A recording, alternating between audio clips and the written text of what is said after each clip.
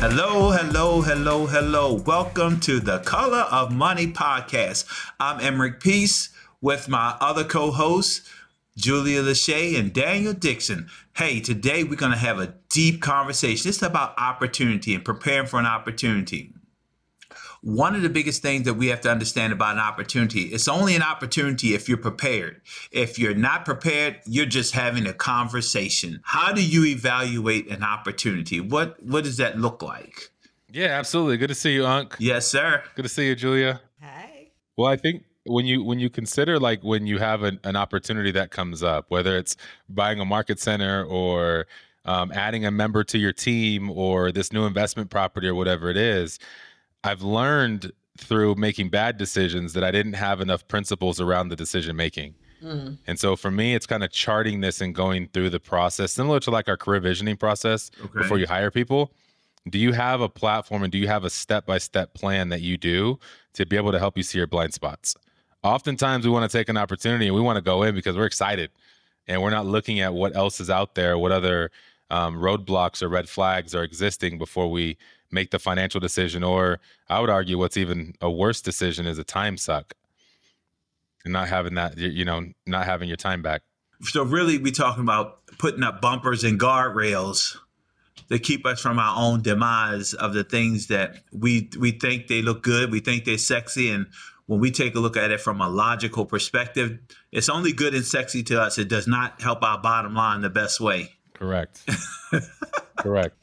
Or when I'm thinking preparing for opportunity and even the keys that you just mentioned, Daniel, I'm thinking, what do I need to be doing for myself or with myself to be ready when an opportunity presents itself? So I'm not even necessarily judging an opportunity or using criteria to decide if this said opportunity is right for me. I'm thinking in the mindset of how do I get prepared when something presents itself for me? I'm ready already. So when you think about making yourself prepared for an opportunity, there's kind of a checklist that we go through to being able to evaluate these things. When we think about the upside, 3 years from now, like, what's possible? And what is enough for you to actually be okay with? And 3 years from now, if that investment's going to be yielding you, maybe it's $40,000 a year, and that's not enough, then maybe we don't make that decision to go into that business line or take on that investment property or so on. The second piece is, what dangers or challenges am I missing? What are the blind spots? So the first one, what's the biggest upside? Second one, what are the dangers or blind spots? The third step is, do I have the right jockey in place to run the business, or am I the jockey? And so if I'm taking on another job, do I have the capacity to take on another job? How many employees will be in the business? How many people are reporting to me? So what I'm looking at with that is, how noisy is this? How much chaos? People equal chaos.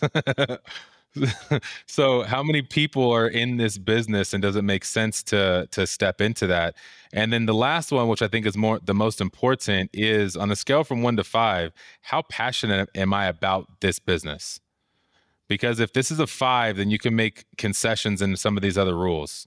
Maybe you will be the jockey, but you really love everything. Maybe you're going to make less money, but you really enjoy doing this. And so having those steps and going through that process when you look at an opportunity, a business, an investment property, or so on, then I think it will help you kind of keep those bumpers up to identify and just ask yourself some questions that are outside of how much money can I make, or am I qualified to do this, to really evaluate a decision. What I heard you say in one sentence was, how much will this cost me? And I'm not even talking money. I'm talking my peace, my time, my energy, how much does this cost? And not the money, all the other things. I guess if all of those things align up, then you can have a money conversation. Because if those things don't align up, I guess it doesn't matter what the money is, because it doesn't support your life.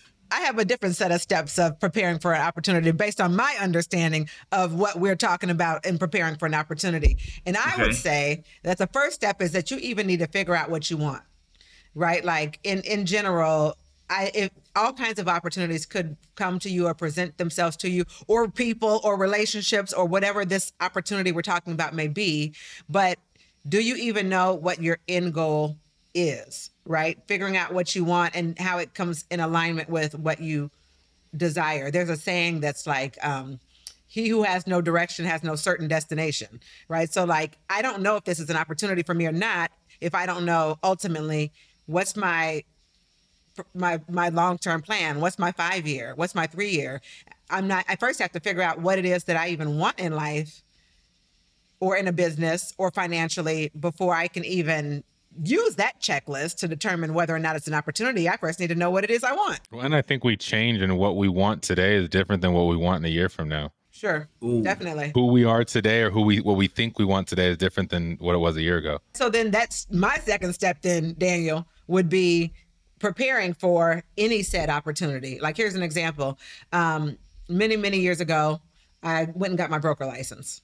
I honestly had zero idea why I was getting my broker license. It's just that I had met the criteria for what you have to do to get a broker license. And so I got one because I figured if there came an opportunity or a reason I would need one, I'd already have it. Right. Okay. It's like, it's the same reason I think like people go to school. You go to school and get a degree just because if an opportunity comes up, you'll have the degree. You'll have the. So I went and got the broker license just because I wanted to be ready in case something happened. And it did. When the market crashed. I feel like that's what real estate agents do the same thing. Just get a license just because, right? Just in case I sell a house. In my scenario, I did. But when the market crashed and I had lost a bunch of properties and all my tenants went to jail, and that's a whole nother podcast episode. There was a job description out there. Was a brokerage that was looking for a broker. And I wanted to get a paycheck at that time. I was like, I need a check. And I qualified because I was ready already. So there's some scenarios where I think preparing for an opportunity means, which is to me also in alignment with what we all believe as being a lifelong learner anyways, right? So I was learning all the things I needed to know to be master of my craft anyways. An opportunity presented itself and I was ready already because I had prepared for whatever might come next. I got to get past the entry level to be able to take advantage of this kind of opportunity. Sure. Yeah. Because you wouldn't be able to do it if you wanted to, if you looked at that job post and then you had to go get your broker's license. Exactly. I was already ready already. Yeah. Yeah. But then also I think for opportunities, and y'all can correct me, is positioning yourself. You know something about this, Daniel. You're the one that always talks about being in the room, right? It's almost like what Unc says, that your relationships will take you to places money can't. Yeah. Being in the room and hearing, I think when you're evaluating like this, Julia, it's almost like a mock draft, like going through the process and seeing what it feels like to do the job before you have the opportunity to actually do the job. Right. Insight. I.e. my role as an OP, right? Role as an OP. That's not my job at KWRI. My job is the head of inclusion and belonging. But I went to every single OP meeting for 3 years. Yeah. There was never an OP meeting I didn't go to. I went to every RD meeting. I went to every ROP. I know how to ROP. I know how to OP. I know how to RD. I know how to a TL. I know how to MCA. But it was because I was in the room and I had positioned myself to learn things that I didn't need to know right now. But when an opportunity presented itself, I was ready already. Because you're in the rooms. You're getting the knowledge and the experience. Your rubber band's expanding. I'm intentional about going to things that it's like if you want to be a dancer. If you want to be a dancer, you're probably going to go to shows. You're probably going to be at places where people dance. You're going to go to dance events. You're going to surround yourself with the appropriate network to do what it is you want to do. And that's the whole idea. When you're intentional about pursuing opportunities, the universe and God will conspire to help you get there. Yeah. Well, you've got to be willing to spend money too, right? Like I remember going. It was like, I think my second year in the business, and Brett was doing a shadow day. It was like $2,500 to shadow him for a day, $2,500 to shadow him for a day and get his entire playbook on everything that they do. This dude be hustling. Okay, go ahead. Oh yeah, 100%. But it was game changing for my life because I didn't have that mentor in my life yet to be able to see, oh, this is what it looks like. Oh, this is the investment business. Like you got to touch it and feel it and be in those rooms and at those tables. And I wasn't participating in a lot of the conversation. I wasn't leading the room or anything like that. I was young, my mouth was shut, and I had my notebook out. And I was just going. But then when you go back home and you see tangibly what happened, and then you're like, okay, let me just go emulate what I just saw. Let's do it this way.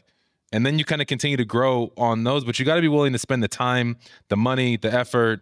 Some of them are closed door rooms you can't get into yet until you get into that relationship. And the way that masterminds are nowadays, you can pay to get in almost anything and start getting that knowledge and getting that knowledge, getting those resources. Well, and to your point, yes, you may have to pay money, but back to the whole being in the space, I wasn't invited to any of those things. Nobody invited me to those meetings. Nobody invited me to.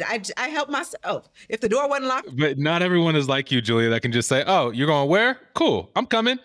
What I'm trying to say is people need to be like that. Well, right? Here's the question. Did anybody kick you out of those rooms? On a couple of occasions, yes. Yeah.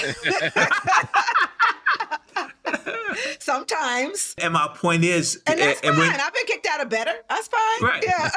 And my point is when you're in that space where you're learning based and you want to be in that environment, right? You just have to look like you belong in this space sometimes. So it's about preparing yourself and look like you belong in this space. Because again, I'm just using that as an example. It doesn't have to be that. No, that's a great example. That's a great example. Because there's some people who I know are waiting. They're sitting around waiting on somebody to give them something. Way too many. Yeah. And my point is nobody is ever going to give me anything. I have to go get it. So nobody's, a lot of times people say, oh, I didn't know this was happening, or there's a mastermind. Nobody told me. Nobody invited me. My ex-husband used to have that bad. Nobody invited me. You a whole grown man. Nobody needs to invite you to some of this stuff. You know what I'm saying? Show up to some of these things. It's open to the public. These things are open to the public. When I was doing mortgages in my first job, I remember one of the CEO of the company, or the vice president or whatever he was, I remember him telling me, he goes, unless you are beating down my door to get information from me, you don't care enough. And it's that same concept. Unless you're kicking the door down to get in and bugging and constantly trying to get in, you're not that hungry. Don't wait for your invite to come in the mail. Go show up. Many opportunities go unfulfilled because there are not enough people looking for that opportunity, or they're not enough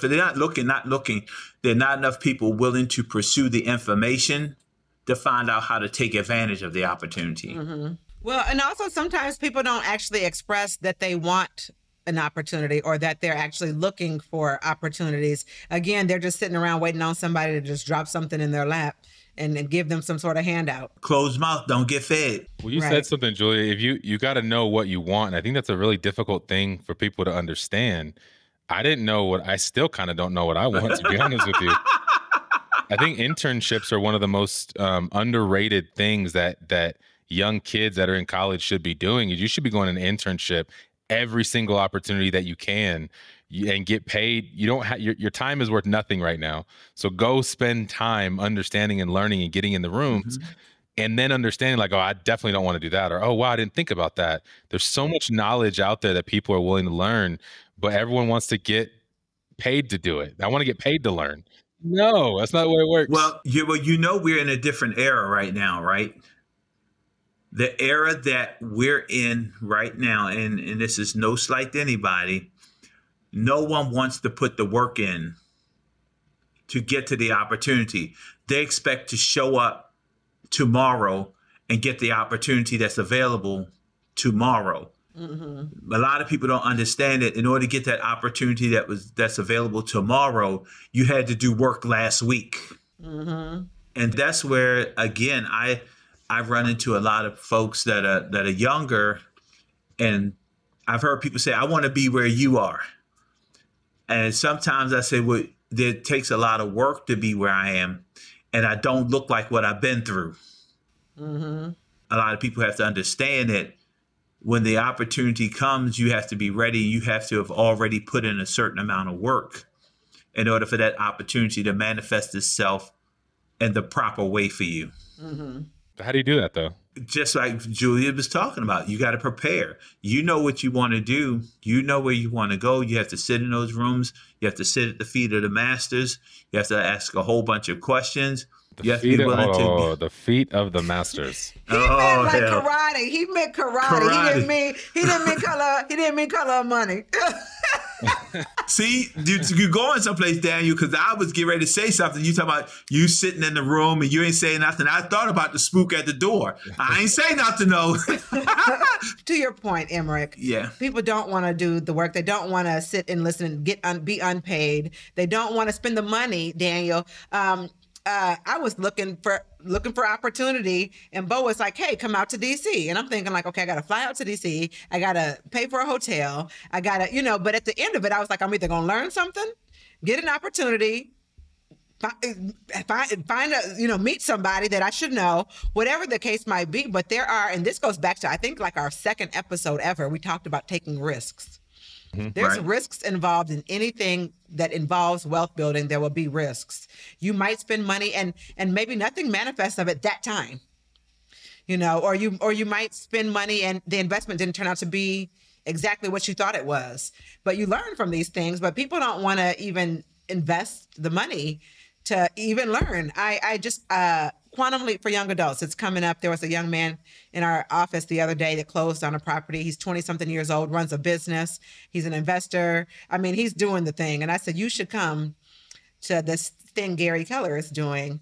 You're going to get to learn from Gary Keller, a billionaire. Then if you finish it, you get to have a business coach, a 3-month business coach program, and you get to apply for a $10,000 loan. And he was like, ooh, how much does it cost? I was like, it's $500. Yeah. I'm sorry. What do you mean? Yeah. Like he didn't want to spend the $500 to potentially have a free business coach for 3 months and apply for a $10,000 loan for his business. And he probably would have got it. His stuff was solid. Is it a loan or a grant? It's a grant. You said Did I call it a loan? Oh, it's not a loan. I'm sorry. It's a grant. Exactly. It's a grant. I'm sorry. It's free. It's called free money. Yeah. My bad. But he was like for him, I'm presenting an opportunity, of one, being around other entrepreneurs your age that are doing other amazing things and meeting all these people around the country, learning directly from Gary Keller, who is a billionaire, getting a 3-month business coach and a grant, I stand corrected, for $10,000. And he's like, oh, that costs $500. Yeah, I don't know. It's crazy, Julia? Yeah. I told my daughter the same thing. Wait a minute.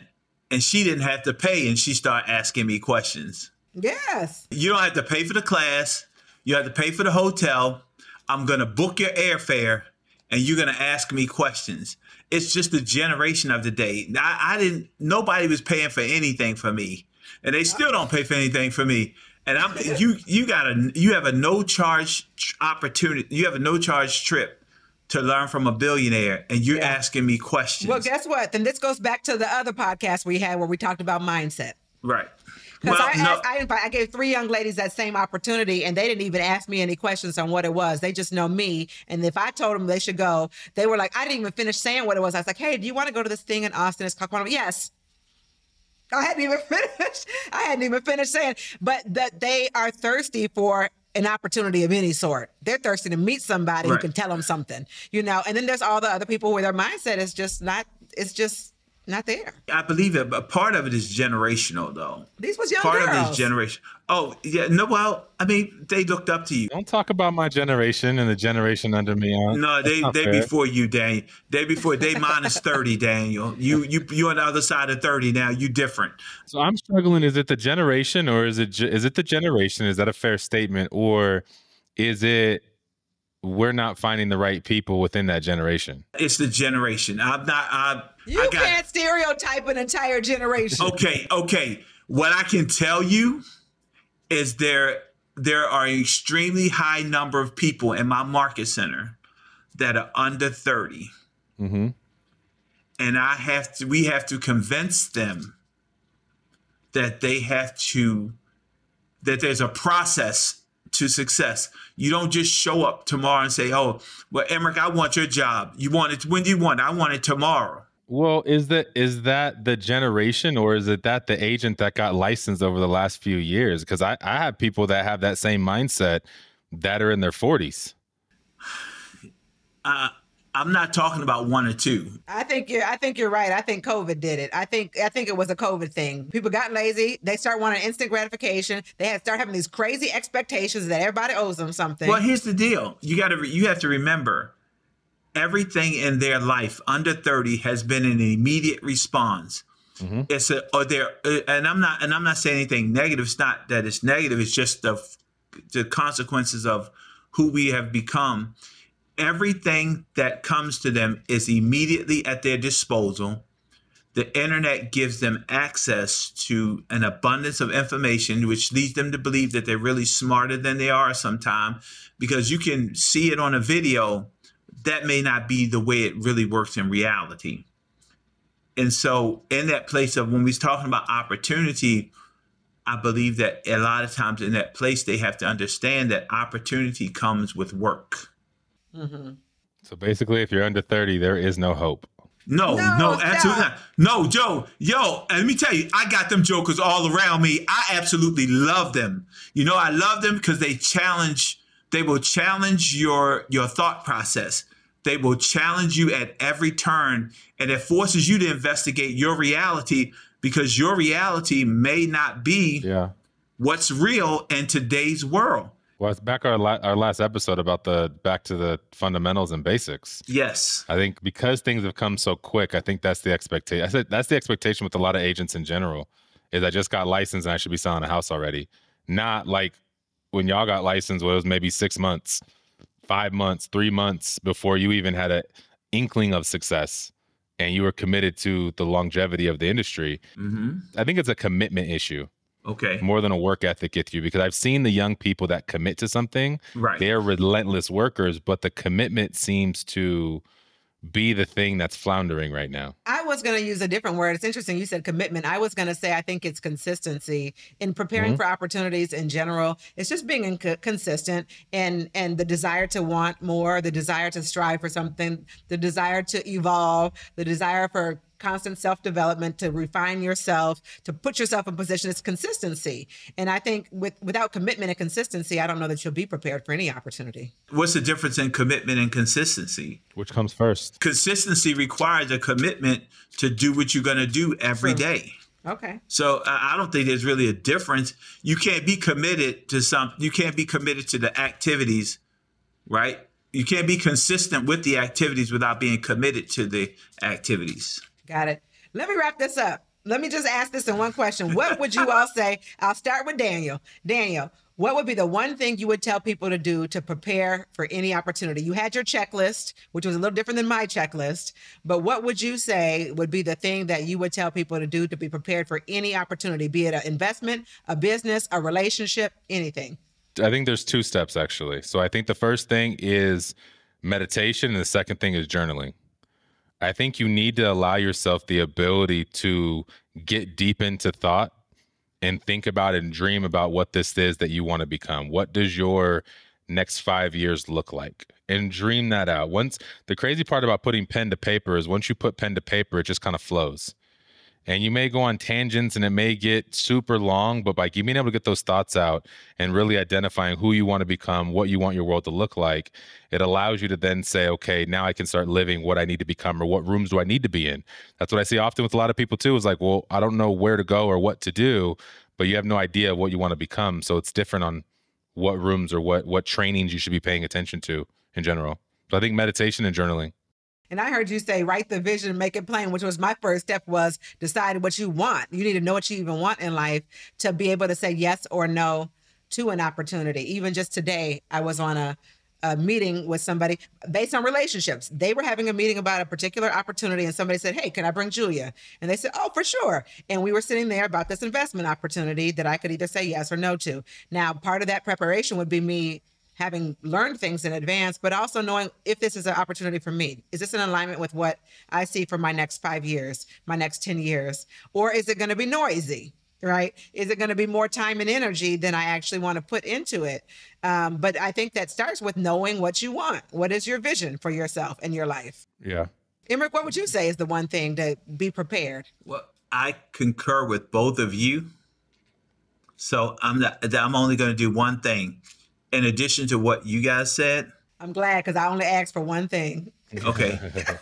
well, no, because I was going to say something, at least something. Get your money right. Oh, good. Yeah. Get your money right. Because no matter what the opportunity is, it probably is going to require some resources from you. Facts. Yeah. And so if you don't have your resources in the proper place, it's never an opportunity. It's only a conversation. And as I said resources, because it may not, I said money, but I'm changing money to resources. Get your resources right, because sometimes it doesn't require money.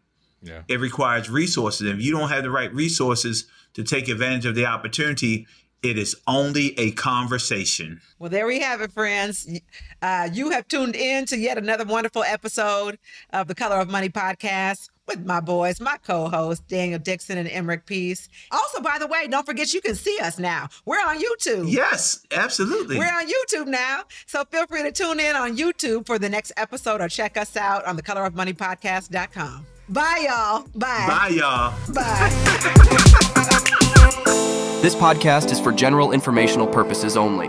The views, thoughts, and opinions of the guest represent those of the guest and not KWRI and its affiliates, and should not be construed as financial, economic, legal, tax, or other advice. This podcast is provided without any warranty or guarantee of its accuracy, completeness, timeliness, or results from using the information.